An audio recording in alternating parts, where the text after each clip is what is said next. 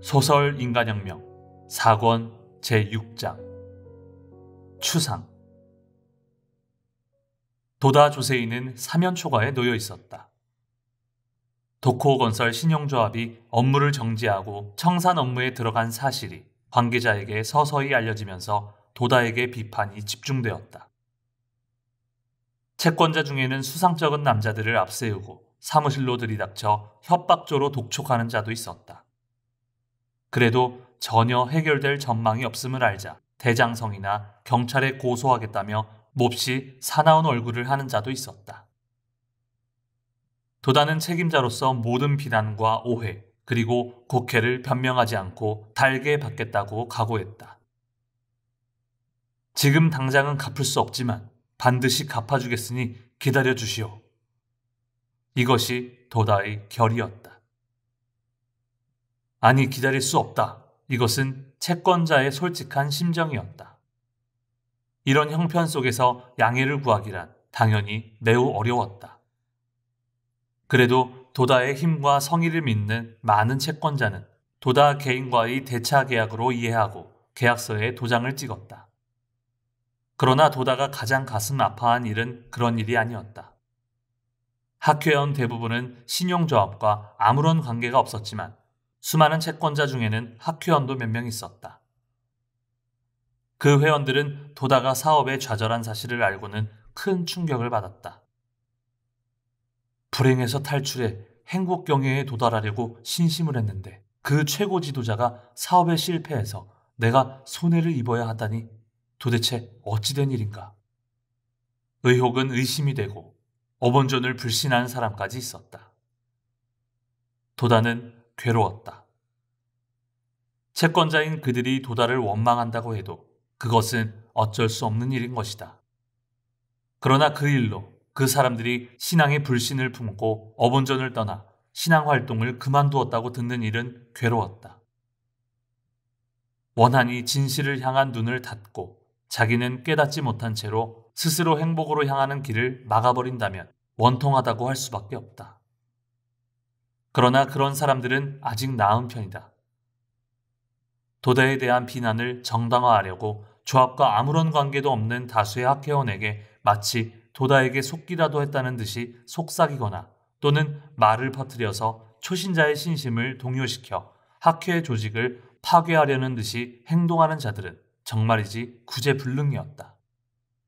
극소수였지만 그런 사람이 아주 없지는 않았다. 그런 반역이 파화합승이라는 불법이 설하는 오역죄의 하나임은 말할 나위도 없다. 하지만 지금 도다는 그런 행동을 우연히 듣게 되더라도 그들이 잘못을 깨닫고 올바른 신심의 눈뜨기를 어본전에게 기원할 수밖에 없었다. 그는 창가학회의 신심상으로는 이 세상 누구에게도 폐를 끼치지 않았다. 그렇기는커녕 그는 자기 일신에 안온을 내던진 채 패전 뒤에 비참한 밑바닥에서 허덕이는 수백 수천의 사람들에게 대성인 불법을 가르쳤다. 그리고 엄하고도 적절하게 지도하고 격려하며 희망을 줬다. 그리고 그들은 신심을 실천하여 각자의 행복을 발현시켰다. 누가 구제한 것도 아니다. 오로지 어본존의 무량한 공력 때문이지만 도다 조세이를 만나지 못했다면 틀림없이 그들의 비운이 전환될 수 있는 기연을 만날 수조차 없었을 것이다. 도다는 사업의 전말에 대한 어떤 비난도 참고 견딜 수 있었다.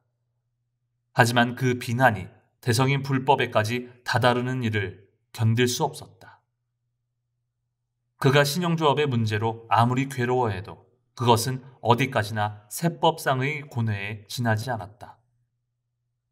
참으로 쉽지 않은 고투였지만 그것에 신앙상의 문제가 얽히게 되자 그의 고통은 어쩔 도리가 없을 만큼 농도가 진해졌다. 도다는 이런 고충을 그 누구에게도 말하지 않았다. 그의 몸 하나로 견뎌야 했기 때문이다. 도다가 겪는 극도의 정신적 고뇌는 그의 몸에도 영향을 줄 수밖에 없었다. 계절은 바뀌어 밤마다 차츰 서늘해지는 가을이 되었건만 그가 아침에 자고 일어난 잠자리를 보면 이불에 몸 크기와 똑같은 땀 자국이 선명하게 남아 있었다.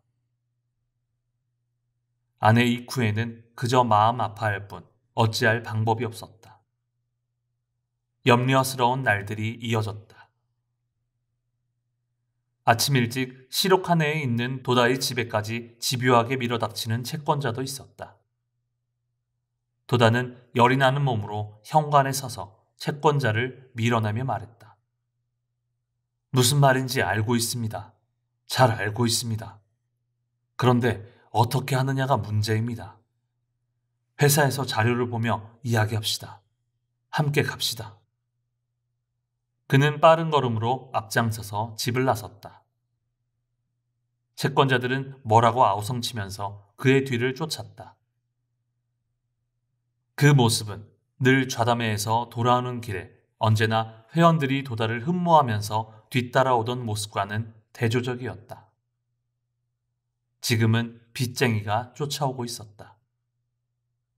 도다는 태연했지만 모르는 사이에 초췌해진 모습이 역력했다. 야마모토 신이치는 도다의 얼굴을 보기가 때로는 고통스러웠다. 그 역시 초췌해졌다. 어느 날 밤늦게 회사에서 단둘이 얼굴을 마주했다. 도다는 초췌해진 신이치를 찬찬히 보면서 말했다. 신이치, 어떻게 된 건가? 생명력이 전혀 없지 않은가? 생명력이 약하면 싸움에 진다. 이리로 오기나. 도다는 신이치를 질타하며 2층으로 올라가 어본전 앞에 앉았다. 진지한 근행이 시작되고 창제가 이어졌다. 초췌한 불세출의 스승은 초췌한 사랑하는 한 제자를 위해 어본전에게 열심히 기원했다. 신이치는 그저 열심히 눈물을 꾹 참을 뿐이었다. 이날 밤 신이치의 감동은 자취방에 돌아와서도 조금도 사라지지 않았다. 깊은 밤, 한 청년이 흘리는 감격의 눈물은 한 수의 시로 결정체를 이루었다. 먼 옛날, 불가사의한 인연으로 섬기는 일은 다른 사람은 변해도 나는 변치 않으리. 신이치는 이 시를 깨끗이 정서하여 가슴 안주머니에 깊이 넣어두었다. 도다에게 꼭 바치고 싶었기 때문이다. 이튿날 아침, 도다는 신이치의 몸을 걱정하고 신이치 역시 도다의 몸을 걱정했다. 그리고 어젯밤을 생각하면서 인사를 나눴다. 신이치, 잘 쉬었는가? 더 이상 마르면 안 되네. 네, 고맙습니다. 아무쪼록 선생님이야말로 좀 쉬십시오. 부탁드립니다. 신이치는 가슴 안주머니에서 시가 적힌 종이를 꺼내 도다 앞에 내밀었다. 도다는 근시인 눈을 종이에 문지르듯이 대고 그 시를 읽었다. 잘 알고 있다네. 그 순간 도다는 엄한 표정을 짓더니 또 금방 웃는 얼굴로 신이치를 보았다. 사면 초가에 빠진 도다에게 지금 이 갸륵한 시 한 수가 이루 말할 수 없는 희열을 주었으리라. 도다는 몇 번이고 다시 읽으면서 사면 초가를 잊었다. 좋다. 나도 시를 주지. 답내의 시네. 종이가 어디 없는가? 자. 도다는 펜을 쥐고 잠시 생각에 잠기더니 빠르고 힘차게 써내려갔다. 몇 번인가 전쟁터에 서는 몸, 버리지 않고 지키는 것은 자네라는 칼이로다. 이 시를 주지. 신이치는 두 손을 내밀어 그 종이를 받으려고 했다. 하지만 도다는 그 종이를 건네려고 하지 않았다. 잠시 기다리게. 시 한 수가 또 있네. 도다는 펜을 잡은 채 잠시 움직이지 않았다. 읽고 손을 움직이더니 술술 시 한 수를 또 썼다. 색은 바래고 힘은 빠져도 나는 왕자. 죽어서도 남기는 것은 자네라는 관. 자, 이것으로 됐겠지. 도다의 얼굴은 기뻐하는 듯 하면서도 쓸쓸하게도 보였다. 그리고 시 두 수를 아무렇지도 않은 듯이 신이치에게 건넸다. 신이치는 그 시를 읽자 부들부들 떨리는 듯한 깊은 감동이 온몸을 치닫는 것을 느꼈다. 이런 내가 과연 선생님의 칼인가? 이런 내가 선생님의 관이 될 만한가? 선생님은 자신의 일도 내 모든 것까지도 알고 계신다. 신이치는 얼굴을 들었다. 도다의 깊은 자애는 이때 신이치의 생명을 영원히 꿰뚫었다. 이체는 동심이 되고 하나의 위대한 생명에 녹아 구원부터 이어져 온 실제의 모습을 나타낸 것이다. 도다는 말없이 빙그레 웃었다. 감사합니다. 신이치는 예의 바르게 이렇게 말하는 것이 고작이었다. 필사의 결의로 도다의 안경 너머 눈동자를 똑똑히 보았다. 예리하고 따뜻한 눈동자가 맑게 빛나고 있었다. 도다가 이사장을 사임해도 창가학회의 활동은 표면적으로는 그다지 둔화되지 않고 진척되는 듯이 보였다. 월, 수, 금요일의 강의도 도다를 대신해 다른 간부가 계속했다. 좌담의 일정에 따라 언제나처럼 개최되었다. 도다도 잠시라도 시간이 있으면 좌담회의 모습을 나타냈다. 절복도 일단은 착실하게 진행되었다. 그러나 근래에 급격히 증가한 수천 명의 학회원 중에는 가지각색의 사람이 있었다. 그 중에는 신용조합과 어떤 형태로든 관계가 있어 자신의 이해관계가 얽히게 되자 공사를 혼동하여 학회 조직을 문랑케 하는 자도 있었다. 그들은 주위의 학회원을 선동하고 조직을 이용해 오히려 학회를 협박하려고까지 했다. 담당 간부들은 신심의 순수성을 강력히 호소하고 그런 선동자와 맞서 투쟁하며 조직을 끝까지 지켜야 했다. 이지에 있는 어느 읍내에 어느 학원이 있었다. 그는 도코건설 신용조합의 출자자였는데 출자한 뒤에 학회를 알게 되어 입회한 초신자였다. 그는 신용조합의 업무 정지를 알게 되자 강경한 태도로 나오며 변호사까지 내세웠다. 그리고 해결이 나지 않자 그 지방의 학회원을 끌어들여 도다에게 공격의 불길을 당겼다. 그 읍내에 사는 60세대 정도의 소박한 회원들은 학회에 속지 말라는 선동에 간단히 넘어가고 말았다. 어느새 그들은 모두 탈회하기로 마음먹기 시작했다. 그 읍내 학회 중심자인 이다 우메와 야마니시 기요는 참으로 난감해하며 학회 본부에 보고했다. 보고를 받자 담당 간부인 기요하라 가스가 곧바로 현지로 달려갔다. 민첩한 행동력이었다. 기요하라는 우선 좌담회를 열었다. 이다 우메와 그의 조카딸인 야마니시 기요는 그 읍내에서 작은 선술집을 했다. 그 방면에는 다른 적당한 회합 장소도 없어 회합을 한다고 하면 기꺼이 가게를 회합 장소로 제공했다. 기요하라 가스가 달려간 그날의 저녁의 좌담회도 여기에서 열렸다. 급작스러운 연락이었지만 학회원 대부분이 모였다. 기요하라가 처음 보는 얼굴도 많았다. 기요하라는 불신감에서 오는 침체되고 힘없는 분위기를 재빨리 알아차렸다. 의심 가득한 눈길이 여기저기서 빛났다. 기요하라는 시원시원하고 분명한 어조로 힘차게 말하기 시작했다. 여러분, 지금 여러분이 무엇을 생각하는지 잘 압니다. 그러나 지금 여러분의 생각이 대성인의 불법에 비추어 잘못되었다고 한다면 어떻게 될까요? 저는 그것이 가장 걱정입니다. 불법은 엄하기 때문에 신심의 근본을 그르치면 그 사람은 행복해질 수 있는 권리를 쉽게 버리고 마는 결과가 됩니다. 사람들은 가만히 입을 다문 채 듣고 있었다. 기요하라가 호소해도 평소와는 달리 대답하는 사람이 없었다. 기요하라의 이야기는 점점 격앙되었다. 그러는 동안에 화가 나 있던 점퍼 차림의 한 남자가 말하기 시작했다. 우린 신심을 그만둔다는 게 아니요. 좋은 신심이니까. 하긴 하지요. 단지 창가학회에 신세를 지고 싶지 않다 이겁니다. 누구라도 속고 싶진 않으니까 말이오. 무슨 말을 하는 겁니까? 언제 창가학회가 당신들을 속였습니까? 말해보세요. 기요하라는 작은 몸을 젖히면서 소리 높여 말했다.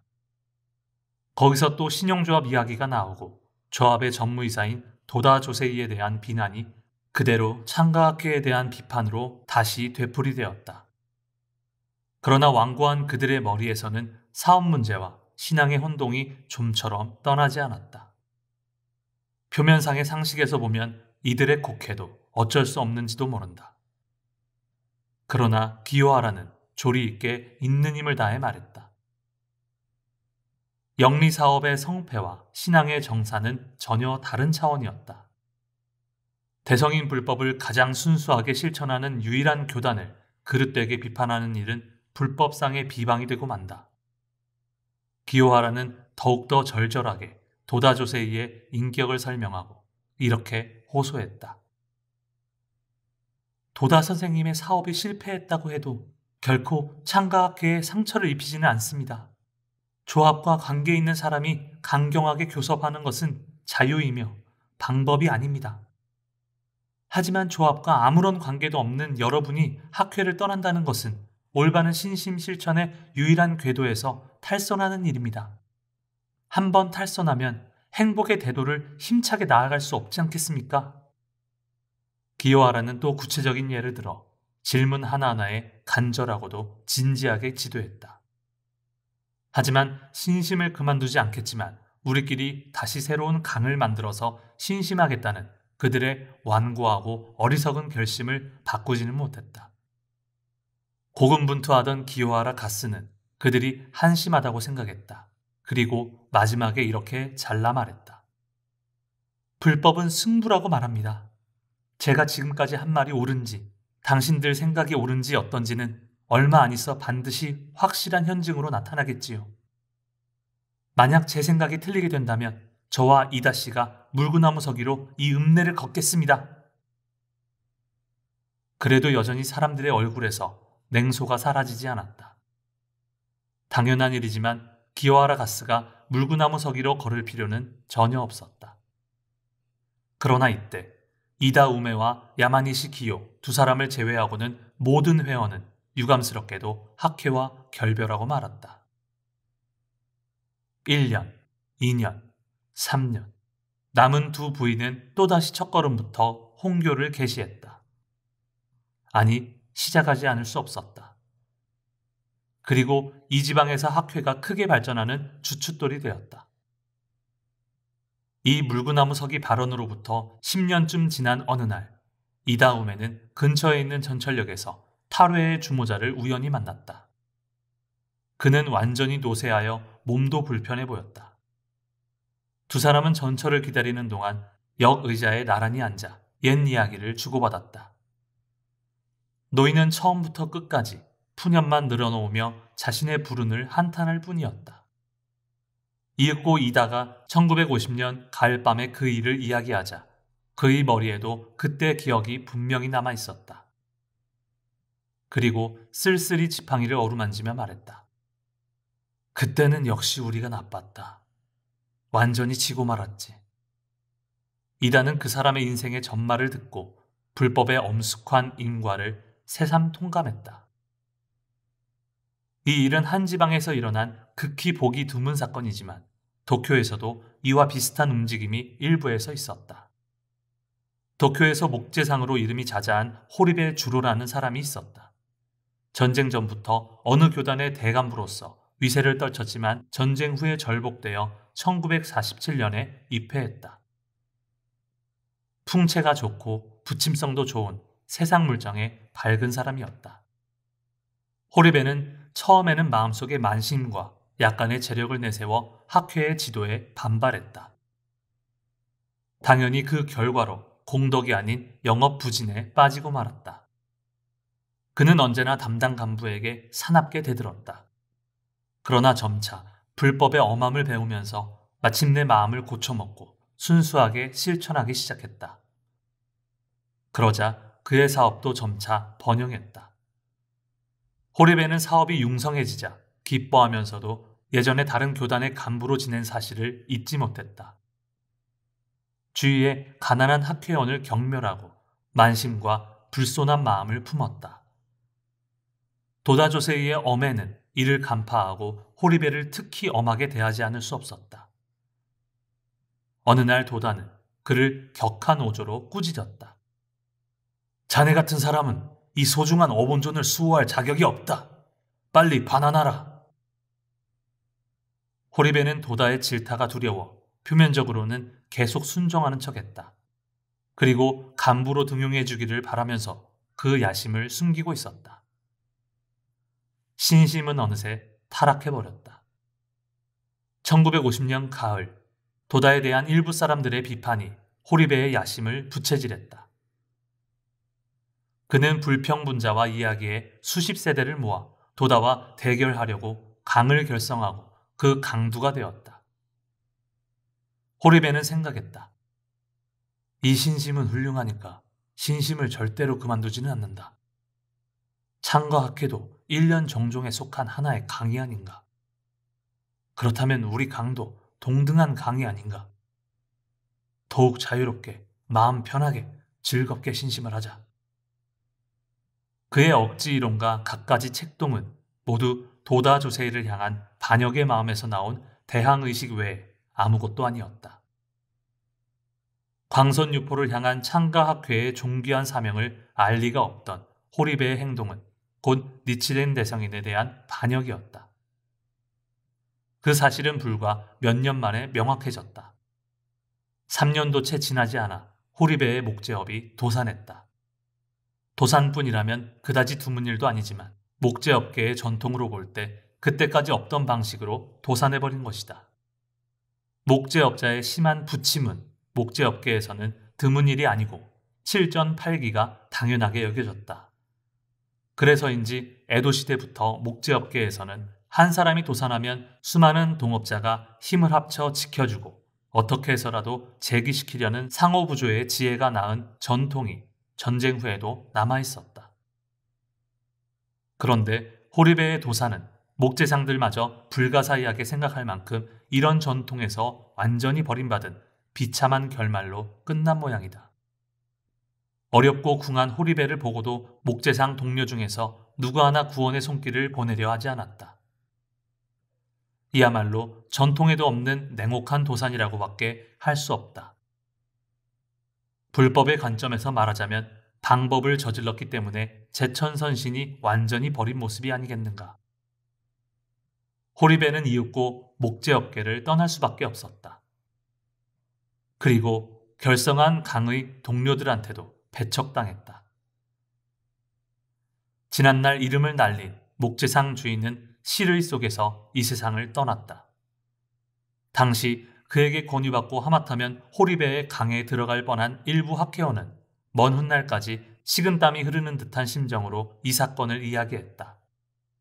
도다 조세이는 1950년 10월 말 총본산 다이세 기사를 찾아갔다. 그는 숙방에서 많은 학회원과 간담하면서 축인근행을 기다렸다. 정각의 객전에서 축인근행이 끝나자 그는 일행과 떨어져 보장 앞으로 갔다. 삼나무숲 고목에 온통 감싸여 가을의 냉기가 감도는 깊은 밤의 보장은 매우 조용했다. 도다의 모습에는 장엄함과 매서움이 가득했다. 도다는 납작한 돌을 깔아 만든 돌길을 거침없이 밟으며 나아갔다. 그리고 돌길 위에 단좌했다. 위를 올려다보니 몇 계단 위에 흙벽으로 된 보장의 두꺼운 문이 보였다. 도다는 대어본존이 안치된 보장 앞에서 조용히 창제를 시작했다. 창제 소리는 높지도 낮지도 않고 지극히 평정했다. 그러면서도 강철 같은 기백이 담긴 한 번 한 번의 제목 소리는 정적에 잠긴 한밤중 공기를 가르며 울려 퍼졌다. 눈을 덮어쓴 후지산의 찬 공기가 겨울이 다가왔음을 느끼게 했다. 이 돌길의 차가움과 딱딱함, 그리고 냉기를 초췌한 도다의 몸으로는 틀림없이 견디기 어려웠으리라. 하지만 도다는 발이 저린 것도 살갗을 애는 듯한 추위도 아무것도 느끼지 못했다. 지금 그는 오로지 대장엄 참회 창제를 계속하고 있었다. 도다는 이마에 살짝 땀까지 흘렀다. 그의 뇌리에는 전쟁이 끝난 뒤의 모든 사건이 차례차례 비치고는 사라졌다. 게다가 그의 현재 모습도 선명하게 여실히 떠올랐다. 그는 자신의 방법을 스스로 단죄했다. 전쟁이 끝나고 5년이라는 세월이 흐르고 말았다. 학회는 아직 반석 같은 기초에서 멀리 떨어져 있다. 왜 그런가? 나는 1946년 1월 총본산의 방에서 간부 4명을 상대로 법화경 강의를 시작했다. 그것은 전쟁 때의 탄압과 교학의 미숙함 때문에 동지들의 퇴전이라는 배반을 호되게 당했기 때문이다. 법화경 강의로 강한 신심의 골격을 만들겠다는 내 방침은 아무리 생각해도 잘못된 것이 아니다. 방침은 옳지만 대성인 불법을 이해시키는 방법에서 내가 잘못을 저지른 모양이다. 대성인 불법의 근본 의의를 밝힌 어휘구전을 기본으로 강의했지만 수강자는 좀처럼 이해하지 못했다. 그래서 천태가 지은 마하지관의 정밀한 논리를 빌려 이야기하자 잘 이해했다. 당연히 수강자가 어느새 이해한 것은 대성인의 법화경이 아닌 천태류의 냄새가 풍기는 법화경이 되어버린 것이다. 그렇다면 이해력이 얕은 제자들의 죄인가? 아니다. 가르친 자인 바로 내 죄다. 대성인에게 내가 꾸중을 듣는 것은 너무나 당연한 도리다. 어째서 이런 일을 저지르고 말았는가? 도다는 창제하면서 엎드려 사죄하지 않을 수 없었다. 초대회장 마키구치 스네사브로는 대성인 불법을 현대 사람에게 이해시키려고 가치론으로 흥미를 일으켜 이끌었다. 가치론은 무량무변한 대성인 불법을 최고의 가치로서 자리매김했지만 결과적으로 대성인 불법을 하나의 틀에 끼워버렸다는 점에 그 철학적 한계가 있다. 대성인의 불법은 가치론의 유무에 관계없이 엄연히 무시무종의 우주의 편만한 묘법을 설했기 때문이다. 그 뒤를 이은 도다 조세이는 일단 가치론을 버리고 대성인 불법 그 자체를 이해시키려고 했다. 그러나 현대의 과학적 지식을 학문을 기초로 하는 일에 길들은 학회원들은 대성인 불법이 초논리적인 것이라는 점을 좀처럼 이해하지 못했다. 도다는 그래서 법화경의 뛰어난 해설서인 마하지관의 정밀하고 논리적인 연구를 빌려 보충하고자 했다. 그런데 사람들은 그 보충 부분만 이해하는 것이 고작이었다. 오로지 기근이 미숙하기 때문이다. 도다가 온몸으로 그 벌을 받고 지금 급작스레 깨달은 바는 구원의 법리를 바탕으로 하는 어휘구전으로 회귀하는 일이었다. 도다 조세이는 창제하면서 더욱 엄하게 자신을 단죄했다. 이 5년간 나는 무엇을 했는가? 패전 직후에 점령군과 함께 기독교가 노도와 같이 일본 열도에 상륙했지만 깊이 뿌리내리지는 못했다. 기성불교는 농지개혁으로 광대한 토지를 잃고 숨이 곧 끊어질 듯이 하고 있다. 한편 신흥종교는 전쟁 후의 사회 혼란과 사람들의 불안에 편승하여 세력을 넓혔다. 용서할 수 없는 점은 그릇된 가르침을 넓혀 수많은 사람을 인생의 미로로 몰아가는 현실이다. 이런 교단은 근거 없는 병치료를 선전문구로 하여 신자를 모으거나 도리에도 맞지 않은 인연 이야기를 들먹이며 불행으로 괴로워하는 사람들의 마음에 결정타를 날리듯 불안감을 증폭시켜 보시를 모으고 있다. 결국은 어느 교단도 신자들로부터 돈 모으기에나 광분한 것이지 사람들의 괴로움을 해결하려는 것은 아니었다. 그런 종교가 득이양양한 얼굴로 횡행하고 있다. 이것은 과연 누구의 죄인가? 도다조세이는 자기 마음에 물었을 때 보장 앞에서 부끄럽기 짝이 없는 마음에 몸을 떨었다. 패전 후 불행의 밑바닥에 있는 민중을 그릇된 종교의 손에 이렇게나 많이 내맡기고 만 것은 다른 누구의 죄도 아니다. 내 죄다. 도다는 창가학회가 이 5년 동안 해온 활동이 참으로 불충분하다는 점을 인정해야만 했다. 그리고 조직체로서 약체임을 생각할 때 회장이 없는 채로 6년의 세월이 흐르고 만 것을 자기 책임으로 생각할 수밖에 없었다. 은사 마키쿠치 선생님의 7회기가 눈앞에 다가왔다. 그런데도 지금 나는 고뇌의 밑바닥에 가라앉고 말았다. 선생님이 돌아가신 뒤 회장 취임을 마음속 어딘가에서 피하려 한 나 자신, 그러면서 대사명만 자각한 나 자신, 이 얼마나 모순으로 가득 찬 모습인가. 미루고 미룬 까닭은 회장 취임이라는 쉽지 않은 중책을 예견했기 때문이지만 그 겁내는 마음 때문에 이처럼 수많은 불행한 민중을 그릇된 종교에 내맡기고 말았다. 참으로 그 죄는 10,000번 죽어 마땅할지 모른다. 도다 조세이는 때때로 창제를 중단하고 끝없이 깊은 사색 속에서 자신과 자신의 몸을 단죄했다. 도다가 회장 취임을 피한 구체적인 이유가 또 한 가지 있었다. 마키쿠치 회장 시절부터 창가학회의 경제적인 부담은 모두 도다 혼자 맡아왔다. 전쟁 후의 재건에 몸을 던졌을 때도 그는 먼저 경제적 기초 확립을 서둘렀고 조직체로서의 약진을 다음 문제로 생각했다. 그는 자본주의의 사회에서는 경제력이 충실하지 않는 한 광선유포라는 대업도 도중에 파탄하고 말 것이라며 사업가로서의 경험에서 두려워한 것이다. 지금 그는 하나의 수단이자 방법에 지나지 않는 경제 문제를 종교혁명이라는 일체의 근본 문제보다 앞세워 생각한 착오를 느끼기 시작했다. 요컨대 경제적 성공을 좌우하는 것은 또한 광선유포라는 사명감의 자각 여하에 달려있음을 깨달은 것이다. 기심과 맞서 싸우는 도다의 장렬한 투쟁은 이때 극에 달했다. 그리고 그는 결의했다. 어떤 고난이 더욱 겹칠지라도 이겨내야만 한다. 이젠 내 몸 하나만을 위해서가 아니다. 오로지 내 사명을 달성하기 위해서가 아니다.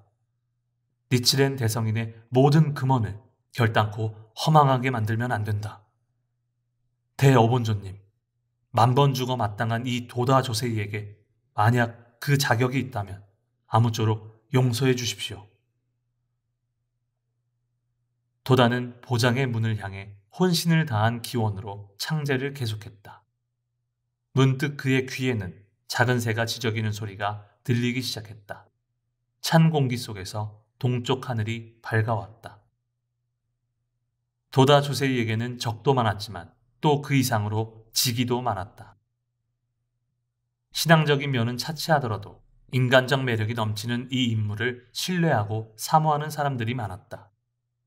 그는 소년 시절, 청년 시절, 그리고 전쟁 전 사업가 시절 등 그 어느 시절에서도 깊은 우정으로 맺은 친구를 만들어 왔다.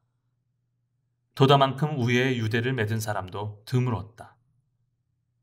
이처럼 많은 직위 중에는 도다의 사업이 치명적인 좌절에 처했다는 소식을 전해 듣고 마음 아파하며 염려하는 사람들이 있었다.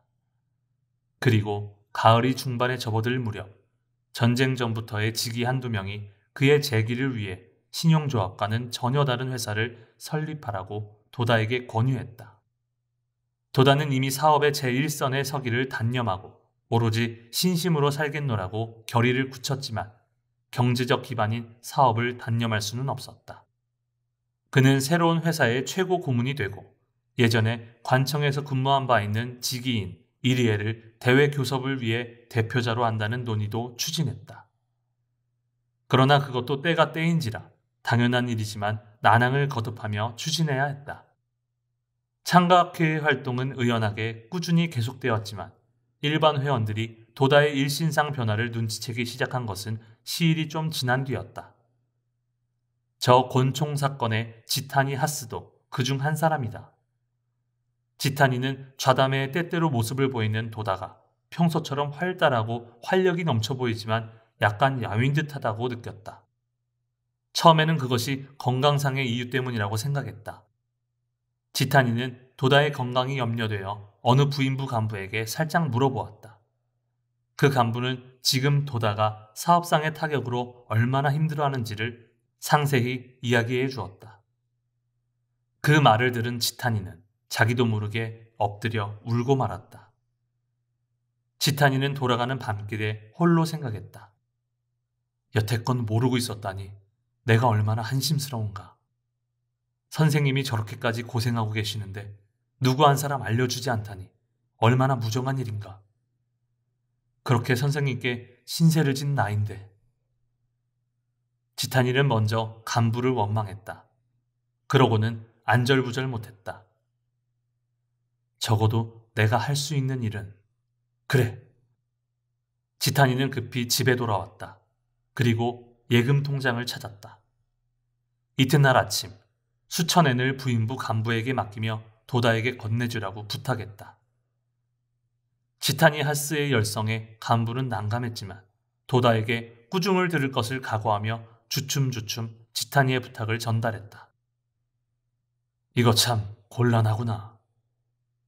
도다가 중얼거리듯 말했다. 하지만 도다는 지탄이가 고심한 끝에 보내온 순수한 호의를 저버릴 수 없었다. 누가 시켜서가 아닌 어찌할 수 없는 지탄이의 성심을 도다는 아플 만큼 잘 알기 때문이다. 그냥 받을 수야 없지. 당분간 빌려두는 것으로 하자. 도다는 얼마 안 되는 지탄이의 기부금까지 장부에 올려 새로운 회사의 자금으로 입금했다. 잘 말해주게. 호의는 고맙다고. 그러나 지탄이 씨가 걱정할 일은 아니네. 신심만 걱정하면 된다고 말이네. 소문은 일단 사람들 입에 오르면 멈출 줄을 모르는 법이다. 스키지의 어시장에 가게가 있는 오바 가스조의 아내도 어느 회합에서 도다의 절박한 상황을 들었다. 소아마비에 걸린 아들 때문에 입회한 이 부부는 순수하게 신심을 지속하면서 도다에게 여러 번 지도를 받았다. 도다는 그 아이에게 그림책을 사주기도 하고 때로는 아이의 불편한 손을 잡고서 글씨 쓰는 법까지 가르쳐 주었다. 아이는 도다를 보면 어느새 깨르르하고 웃을 정도까지 되었다. 먼저 지능 발육의 기미가 보이기 시작했다. 자식 때문에 절망하던 부모로서는 어떤 명의보다 도다라는 존재가 유일한 마음의 지주였다. 도다의 근황을 처음 알았을 때 부부가 받은 충격은 강렬했다. 그들 한 가족의 앞날이 암담하게조차 느껴졌다. 천진난만하게 잠든 아들의 얼굴을 보며 오바 부부는 눈물을 흘렸다. 그리고 부부는 도다가 베풀어준 깊은 자애를 새삼스레 생각하며 어떻게든 돕고 싶었다. 오바는 유가증권이 조금 있었다. 오바 가스조는 이 유가증권을 팔아 도다에게 보내는 위로금으로써 주저주저하며 간부에게 부탁했다. 도다는 오바 부부의 호의가 누가 강제로 시켜서가 아닌 부부만의 마음에서 우러나온 정성임을 알고는 위로금을 장부에 기록하고 새로운 회사의 운영자금으로 입금했다.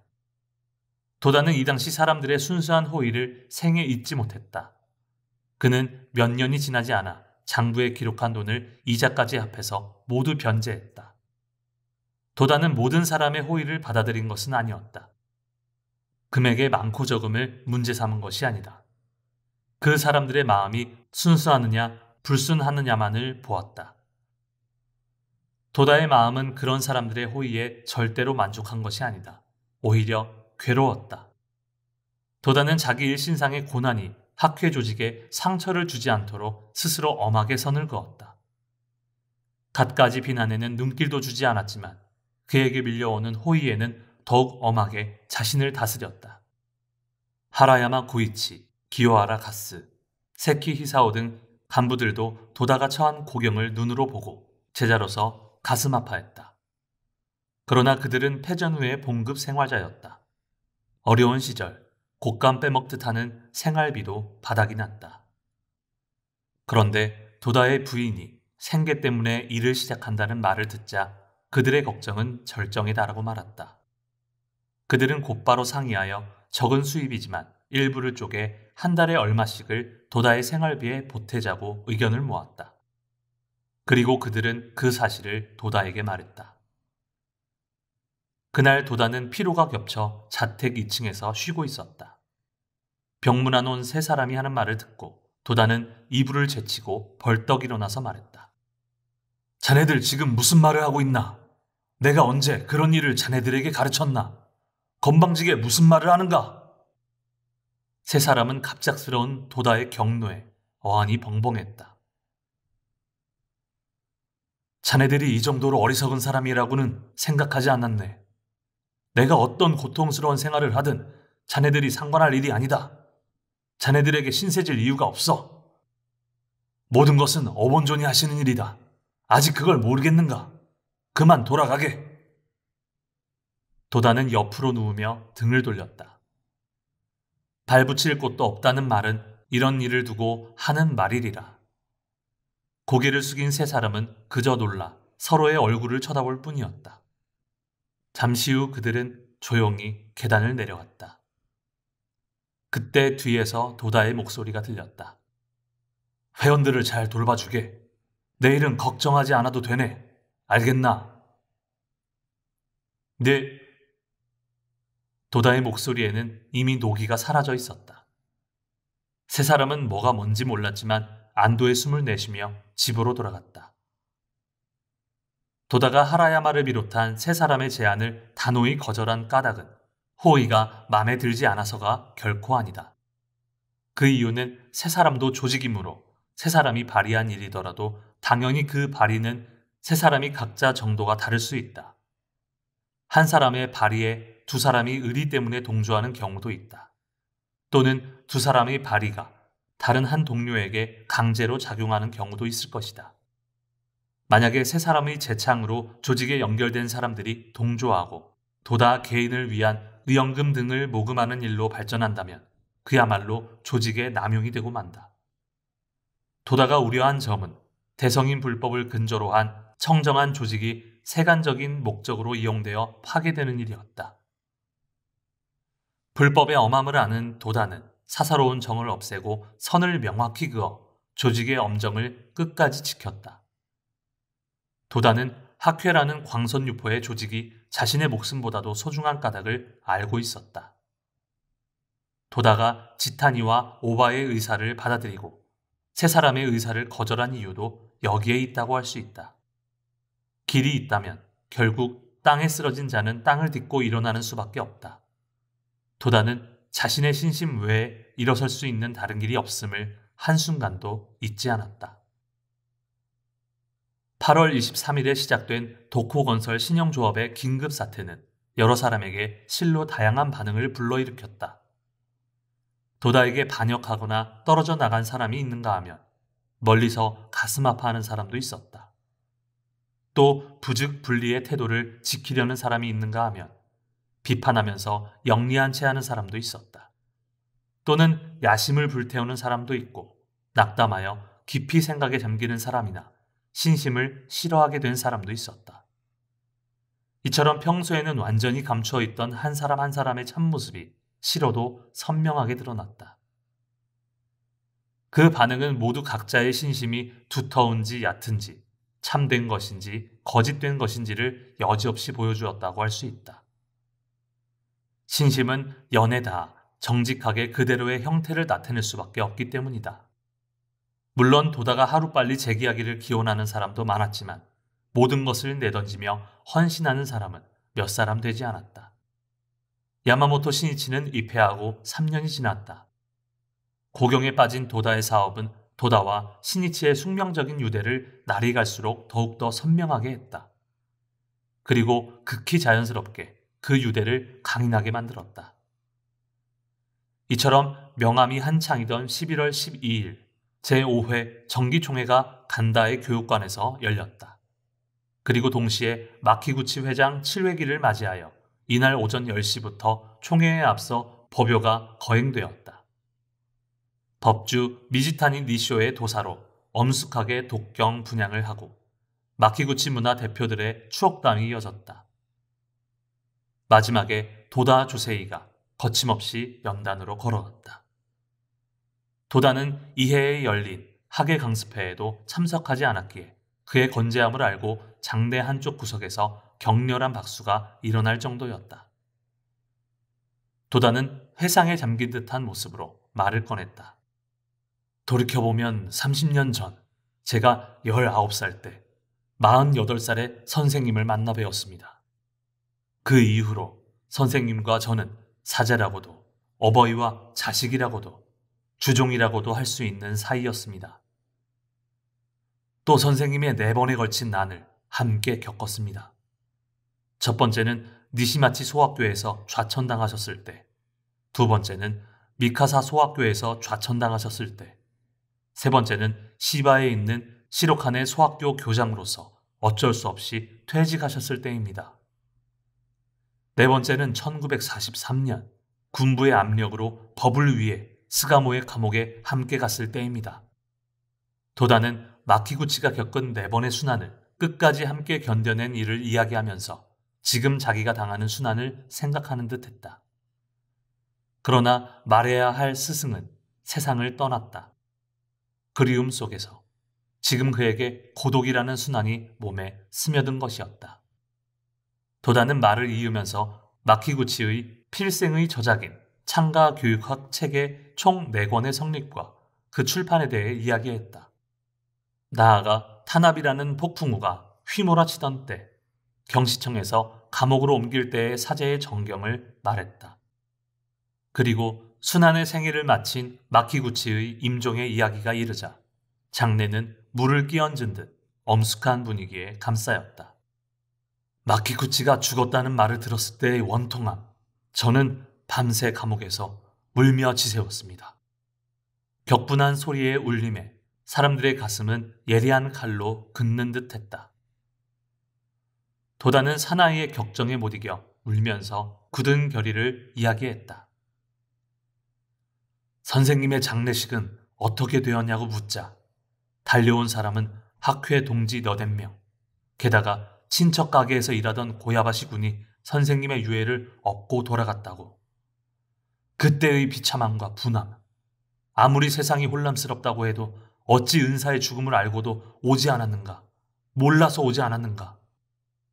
좋다, 이 몸이 반드시 법요를 하고 말겠다. 이렇게 서원한 때부터 저는 마음 깊은 곳에서 삶의 보람을 느꼈습니다. 선생님의 생명은 영원합니다. 선생님은 지금 어디에 계시는가? 제자들이 모두 함께 부르는 제목, 선생님은 이 불사에 연결되어 있습니다. 여기는 적광토입니다. 선생님의 생명은 여기에 호련히 나타나 계십니다. 설령 만약에라도 선생님이 지옥의 업화를 뒤집어쓰고 계실지라도 오늘 반드시 불과를 받으실 것이라고 확신합니다. 사람들은 깊은 감동을 느꼈다.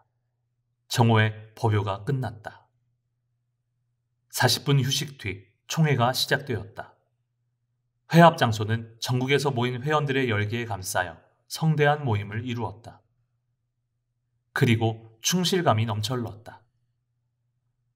모리카와 이사의 개회사와 하라야마 이사의 경과보고로 진행되었는데 이사장이 경질된다는 보고가 있자 장내가 순간 술렁거렸다. 이즈미다 이사가 회계보고를 한 뒤 신구 이사장의 인사말을 발표했다. 도다는 전 이사장으로서 평정하게 또 아주 간단명료하게 인사했지만 그 한마디 한마디는 감동을 불러일으켰다. 청중은 만감이 서리는 마음으로 마른 침을 삼키며 들었다.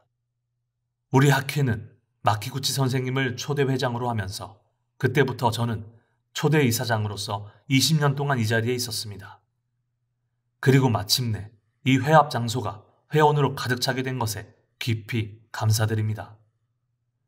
그런 고로 마키구치 선생님이 돌아가시고 제2대 회장도 아직도 공석인 때에 석가의 교법인 법화경을 우리 학회의 지도이념으로 삼은 일이 제 중대한 잘못이었음을 깨달았습니다. 그러므로 학회의 먼 미래를 생각하고 더욱 위대한 전진을 하겠다는 마음에 제 방법을 깊이 느끼며 이사장 자리를 제2대인 미시마 군에게 물려주자고 결심했습니다. 그렇다면 도다, 너는 무엇을 하겠느냐? 생각할지도 모르겠지만 저는 스스로 깊이 기하는 바가 있습니다. 저는 위대한 어본존을 받들고 종조 니치렌 대성인을 절대적으로 신봉하며 학회의 전도를 끝까지 지켜보며 목숨이 있는 한 묘법 유포를 위해 또 우리 학회의 발전을 위해 이 몸을 바칠 각오입니다. 청중의 눈은 자리로 돌아가는 도다의 모습을 일제히 쫓았다. 절은 스스로 깊이 기하는 바가 있습니다. 라는 도다의 말을 한없는 기대와 기원으로 가슴에 담았을 것이다.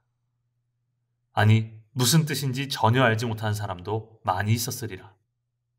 이어서 미시마 신임 이사장이 인사를 하고 새 이사진 소개, 그리고 체험단 발표로 이어졌다. 그리고 특별 강연으로 미지타니 니쇼 등 승려 4명이 단상에 섰다. 총회는 벌써 오후 3시가 되려고 했다. 여기서 또 체험단 발표가 이어지고 기요하라 이사가 절복법에 대해서라는 제목으로 열변을 토했다. 그리고 다시 5명이 계속해서 체험담을 발표했다. 100가지 관념적인 이론보다 하나의 사실적인 생활체험을 얼마나 중시했는지를 엿볼 수 있으리라. 다음에 미시마 이사장이 강연하고 마지막에 도다 선생님 강연이 이어졌다. 이것으로 도다는 3번째 연단에 섰다. 매우 짧은 강연이었지만 여기서 그는 자신의 사명인 불칙에 대해 이야기했다. 광선유포는 불의고 불칙입니다. 우리 범부의 힘으로 이것을 좌우하는 일 따위는 절대로 있을 수 없으며 불의가 아니면 절대로 불가능합니다. 그는 광선유포의 시련이 말대에 우리에게 주어진 불칙임을 밝히고 그것이야말로 중대한 사명이라고 한 뒤에 이렇게 이야기를 매듭지었다. 일단 제목을 불렀다면 설령 어떤 대난을 만나더라도 물을 마시고 풀뿌리를 씹으며 그 때문에 죽는 일이 있을지라도 목숨이 있는 한 여러분과 함께 광선유포를 목표로 매진하고자 합니다. 이것이야말로 제 유일무상한 소원입니다. 광선유포라는 불칙을 자신의 사명으로 삼을 때 과연 불의와 일치하는 것이냐 아니냐, 도다가 지금 고심하면서 괴로워하는 문제는 바로 이것이리라. 그는 그 문제의 해결을 위해 흔들리지 않는 명확한 현증을 오로지 기다릴 따름이었다. 흐린 가을날 일요일 오후 4시 40분. 제5회 총회는 어쨌든 성공리에 끝났다. 총회는 확실히 평온무사하게 끝났지만 도다 조세이의 고투는 아직도 계속되었다. 또한 야마모토 신이치도 연일 동분서주했다. 가을은 서둘러 겨울로 향했다. 안팎으로 늦가을 찬바람이 불었지만 도다는 신이치를 보면 자주 하는 말이 있었다. 신이치, 불법은 승부다. 사나이답게 목숨이 있는 한 끝까지 싸워보자. 생명은 영원하다. 그 증거가 반드시 어떤 형태로든 금세에 나타날 것이다. 또 조금이라도 틈이 나면 학회의 장례와 침로를 진지하게 이야기했다. 그리고 만에 하나 도다의 몸에 재난이 덮치더라도 신이치가 그 유업을 반드시 이어받아 실현해달라고 간곡히 당부했다. 11월 말, 진눈깨비가 내리는 저녁 무렵이었다. 도다는 대장성에서 돌아오자 사무실 의자에 털썩 앉아 그때까지 혼자 기다리던 신이치에게 웃으면서 말했다. 세상은 참 춥구나. 하루하루가 결전의 연속이었다. 긴박한 나날 속에서 신이치가 가장 곤란해한 점은 갈아입을 셔츠도 없고 구두는 떨어지고 양복은 꿰맨 자리가 터지고 양말도 한 켤레밖에 없어 꿰매어 신어야 했다. 서투른 바느질 솜씨로 꿰맨 자국이 큰 파도처럼 물결쳤다. 그보다도 다시 돌아온 이 겨울도 외투 없이 지낼 각오를 해야 했다.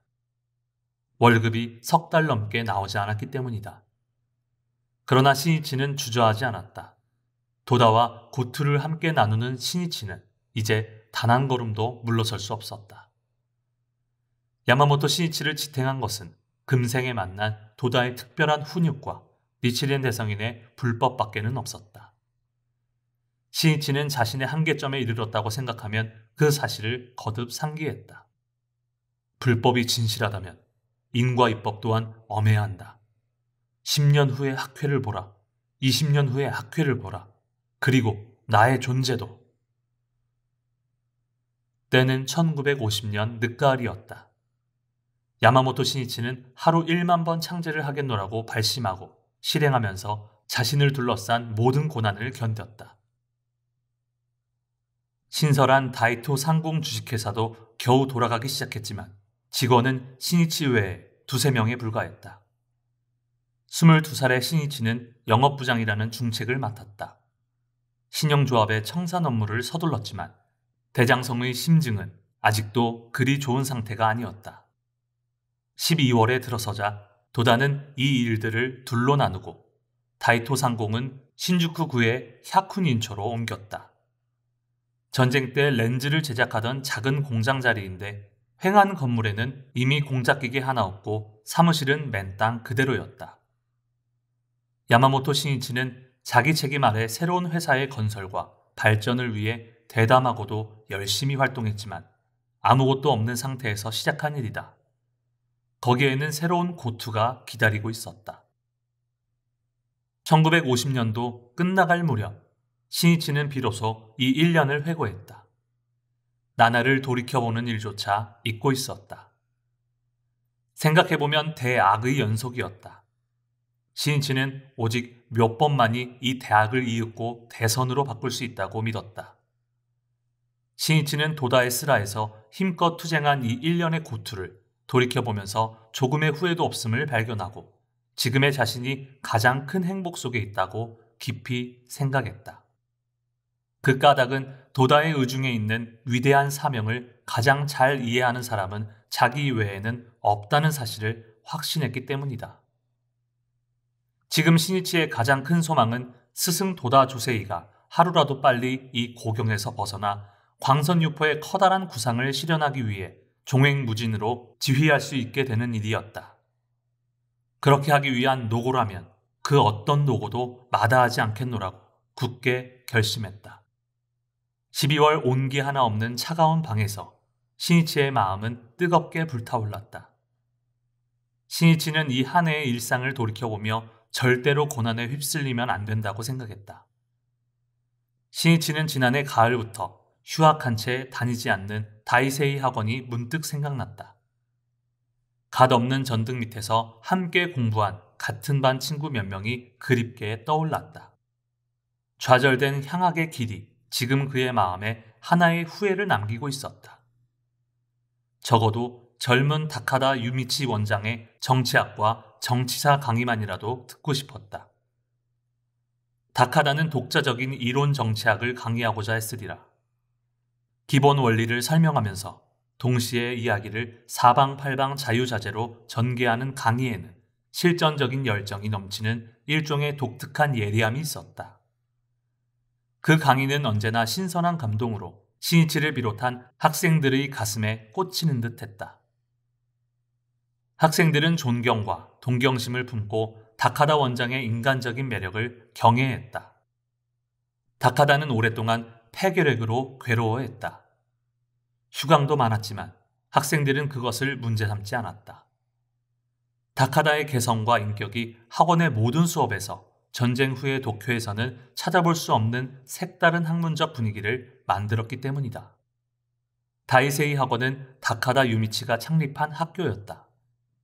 1933년에 와세다 대학교 정치경제과를 수석으로 졸업한 다카다는 영국과의 적을 두고 학구 생활을 계속했다.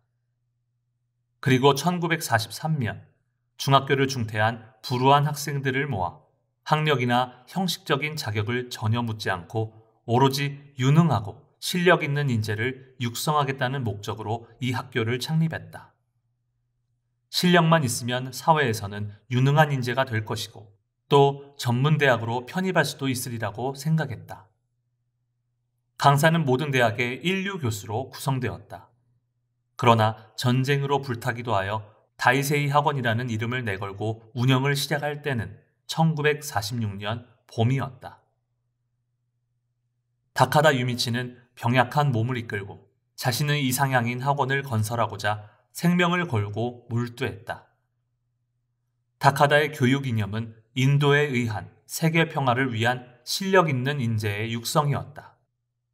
내가 지도하고 육성한 제자에게 장래에 일본을 맡기겠다. 그렇게 하려면 독창적인 교육을 해야만 한다. 다카다는 기회가 있을 때마다 입버릇처럼 그 자부심과 신념을 이야기했다. 다카다는 향학심에 불타는 학생들에게 독특한 교육을 계속하여 학원 건설의 구상은 더욱이 후지 단기 대학으로까지 발전했다. 한 학구파는 이것을 실현하기 위해 자기 목숨을 단축시킬 만큼 고생했다. 후지 단기 대학은 문부성의 인가를 받아 1951년 4월에 개교하지만 다카다는 5월에 세상을 떠났다. 향년 42살이었다.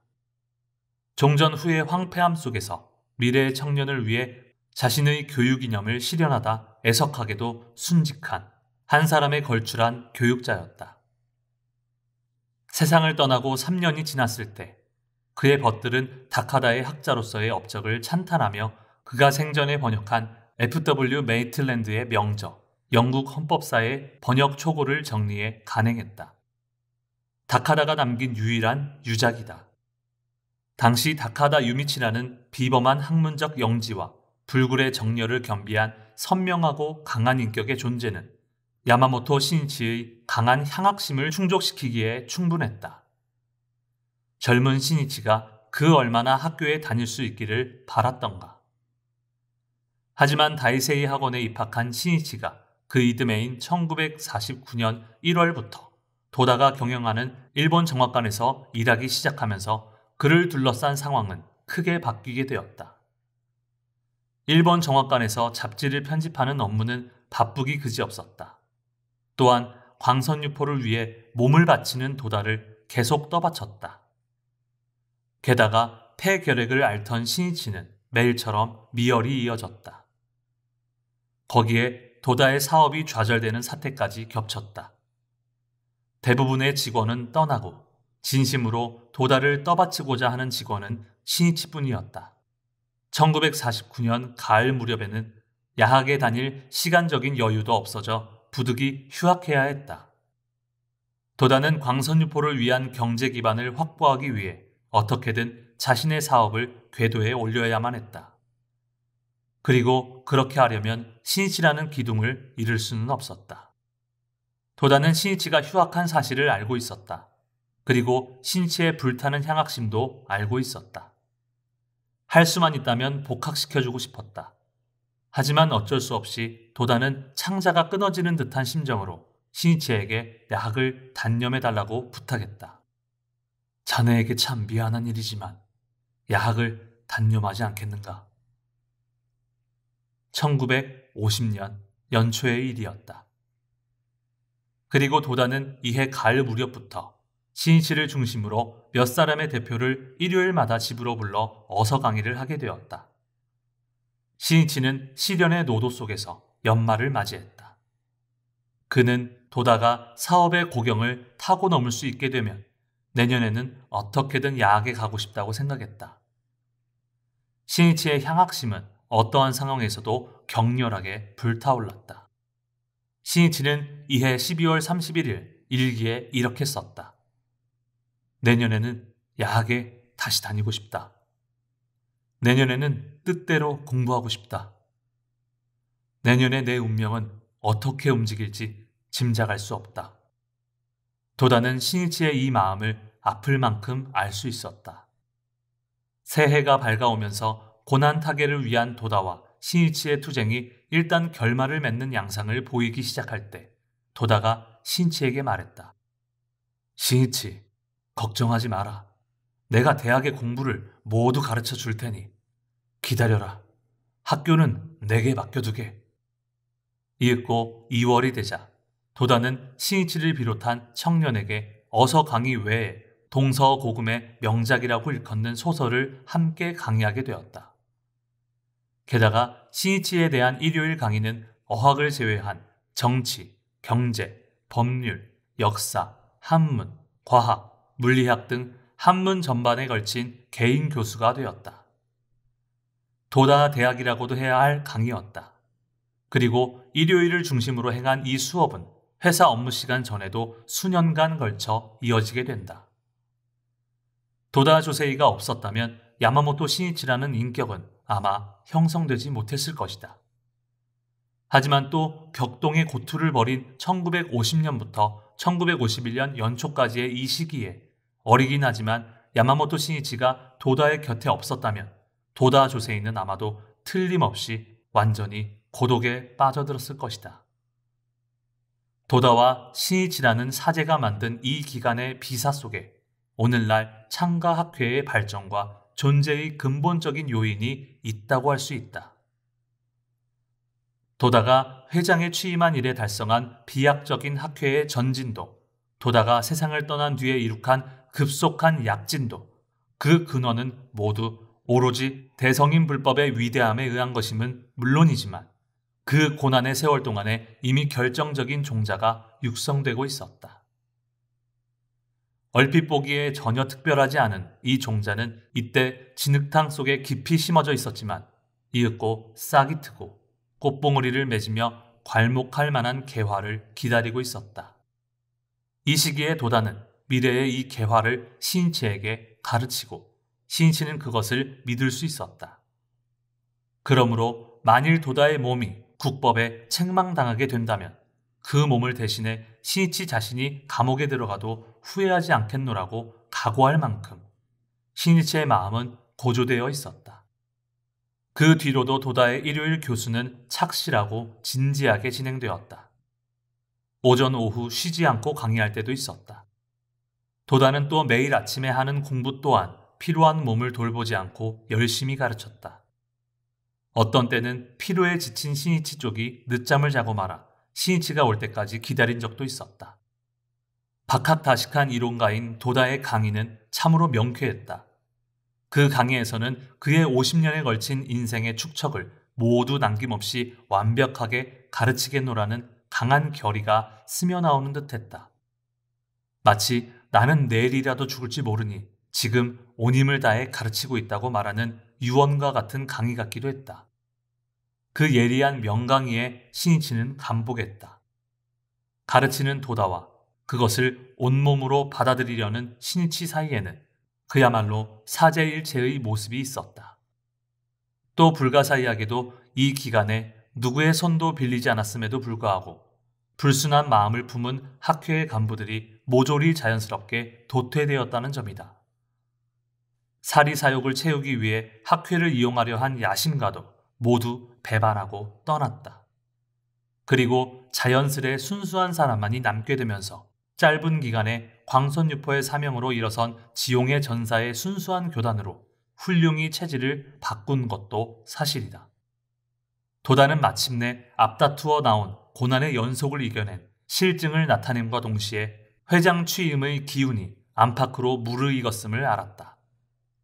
그 다음은 일사천리의 도정이 저 멀리 바라보였다. 지난 몇 개월 동안 도다 조세이는 그야말로 절체절명의 깊은 늪에 빠져 있었다. 야마모토 신이치 또한 도다의 슬하에서 그 깊은 늪을 손으로 더듬으며 나아가듯 고투에 이은 고투를 거듭했다. 그러나 신이치는 그 실로를 스스로 용감하게 안고서 광선유포의 대스승인 도다 조세이에게 끝까지 전력을 다했다. 어서에는 이렇게 쓰여 있다. 일념의 억겁에 실로를 다하며 본래 무작의 삼신이 염념에 일어나느니라. 소위 남묘호랭개교는 정진행이니라. 영겁에 걸쳐 거듭되는 실로를 순간순간에 다해 나가면 자기 생명에 본래 갖추어져 있는 무작의 삼신, 다시 말해 본원적인 부처의 생명이 순간순간 일어난다는 말씀이다. 신이치는 고경에 빠진 도다스라에서 참으로 일념의 억겁의 실로를 다한 나날을 거듭했다. 도다는 이 직후 그 생애의 사명을 실현하기 위한 광선유포의 투장으로서 떨쳐 일어서는 날을 맞이했다. 신이치도 또한 본래 무작의 삼신이 염념에 일어나느니라 라는 어서를 자신의 생명 깊이 실감하면서 남묘호랭개교는 정진행이니라 라고 스스로를 훈계하며 새로운 실천으로 옮겼다.